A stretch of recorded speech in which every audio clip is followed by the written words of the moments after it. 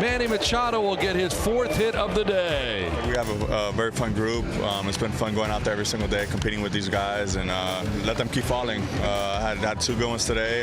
One would keep riding that wave until I can. Ronald Acuna has just stepped into the right-hand batter's box. And listen to the crowd in Atlanta. Welcome Ronald back. Andrew McCutchen goes deep to lead off this game. I have to tell myself to stay aggressive regardless of the outcome so that can keep me in at bats. Boy, that has to feel good for Kutch. Fun week. Mets and Cardinals perhaps happy to see this week come to an end. So many guys hit. JP Morosi on the inside corner. Good morning to you. We did get word on punishments handed down yesterday. What are they and how did the league come to the decision? Lauren, good morning. 2 suspensions announced coming out of that game on Tuesday. Certainly a lot happening there in St. Louis during the course of the series. What we do know is that Nolan Arenado was suspended for 2 games and Genesis Cabrera for 1. Of course, both of them with the St. Louis Cardinals. Now, Arenado got the 2 games and did appeal it, we should note, because MLB concluded that his actions, as we see there on the replay, incited the benches clearing incident. And then Cabrera got the 1 game for the well-publicized aspect of it in which he pulled down Stubby Clapp, who in turn had a hold of Pete Alonso, and that was judged to be a dangerous part of that particular fracas. So again, Cabrera getting the 1 game, and then those additional undisclosed fines, of course. Yohan Lopez threw the pitch up and in to Nolan, and then both Flaherty and Walker left the dugout areas while on the injured list. And of course, if you're not an active player, you are not supposed to leave the dugout. As we know, Lauren, you're not supposed to leave the dugout in any circumstance there, but especially not if you're on the IL. And that is why the suspensions while the fines rather, were given to both Flaherty and Walker as well. That's the bad news. The good news, both teams at the top of their division. Yesterday, JP, I know you watched the show, and I had asked Dero, who's the star? Who's the team that most needs their star back? And without hesitation, he said Chris Sale needs to be Chris Sale for the Boston Red Sox. Any update?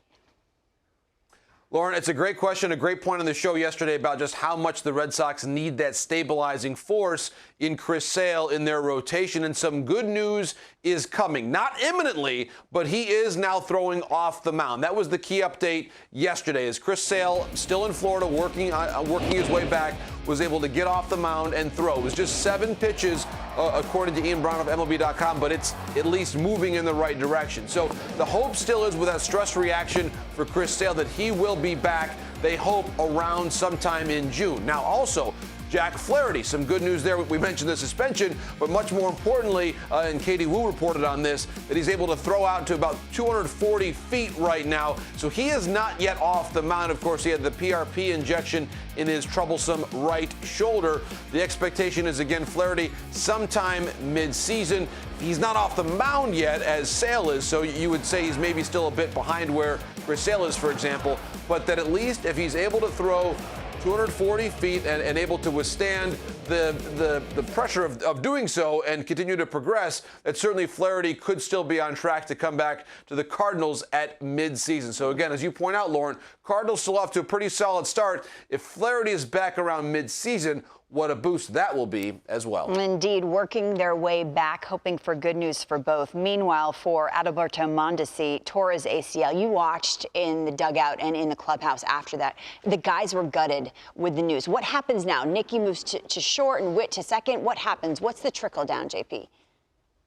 Exactly, Lauren, and certainly to your point, Dayton Moore, players with the Royals, all speaking to just how devastated they are for Mondesi, because he has had certainly injuries in the course of his career, flashes of brilliance, but now this news, to your point, is devastating. He's going to be out for an undetermined length of time with the ACL. Unclear exactly how long it'll be, but clearly the discomfort there. He is someone that they've really looked to a lot for just his play on both sides of the ball. So to your point, if any team can withstand it and have to reconfigure their defensive alignment, it probably is the Royals, because of how athletic and how versatile they are. To your point, they'll have Nicky Lopez playing shortstop. He's a natural shortstop, so he can handle that position. They then move Whit Merrifield in from the outfield to play second base. And then, of course, at third base, they have Bobby Witt Jr. So they can handle it, but they are not nearly as dynamic and athletic of a team without Mondesi as they are when he is in the lineup. Witt is so versatile. Sending Adalberto well wishes from us to him. I love positive stories. JP, Alec Bohm, a darn good ball player, had some defensive miscues. We saw that, but now taking care of business in that lineup.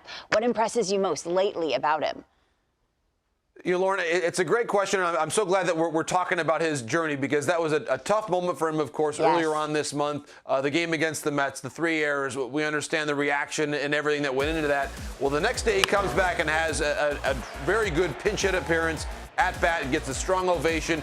And you've seen his at-bats steadily improve. And this week, over a 3-game series, it's been a lot of loud contact. He's been in the zone. It does seem to me, Lauren, that the game is starting to slow down a little bit for Alec Bohm. So, again, the home run, a great 3-game series for him. The at-bat quality has improved. And I think, Lauren, it's just instructive of how when you're still bringing that intensity and willingness to compete every day, I think the fans understood where the frustration came from, and now you see what he's done overall for the season.